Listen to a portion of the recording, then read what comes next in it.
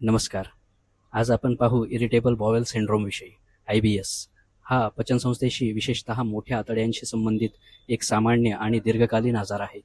आयुर्वेदामध्ये याला संग्रहणी किंवा ग्रहणी असे म्हणतात.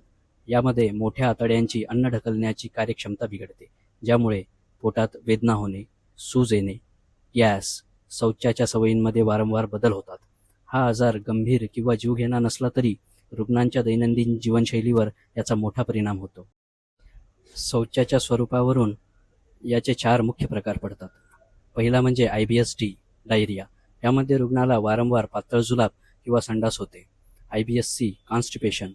यामध्ये रुग्णाला तीव्र बद्धकोष्ठता, पोट साफ न होणे जाणवते.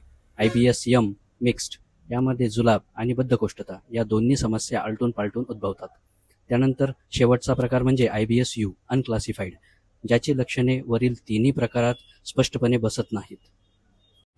IBSची लक्षणे व्यक्तीनुसार बदलू शकतात, परंतु NHS नुसार खालील लक्षणे सामान्यतः आढळतात. पोटात दुखणे, विशेषतः जेवण झाल्यावर पोटाच्या भागात मुरडा येतो, जो शौचास गेल्यानंतर